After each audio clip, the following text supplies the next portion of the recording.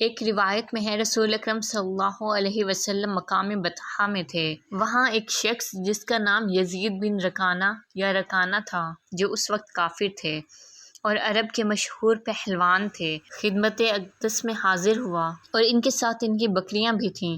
کہنے لگے کہ اے محمد صلی اللہ علیہ وسلم، کیا تم مجھ سے کشتی کرو گے؟ آپ صلی اللہ علیہ وسلم نے فرمایا کہ اگر میں نے تم کو پچھاڑ دیا تو تم کیا دو گے؟ انہوں نے عرض کیا کہ ایک بکری دوں گا۔ چنانچہ آپ صلی اللہ علیہ وسلم نے کشتی کی اور ان کو پچھاڑ دیا۔ انہوں نے کہا کہ کیا تم دوبارہ کشتی کرو گے؟ آپ صلی اللہ علیہ وسلم نے پوچھا کیا دو گے؟ کہا ایک اور بکری دوں گا، اور پھر کشتی کی۔ آپ صلی اللہ علیہ وسلم نے ان کو پچھاڑ دیا۔ پہلوان نے کہا کہ اے محمد صلی اللہ علیہ وسلم، کبھی کسی کی ہمت نہیں ہوئی کہ مجھے زمین پر گرائے، آپ ہی ہیں وہ جنہوں نے مجھے پچھاڑ دیا۔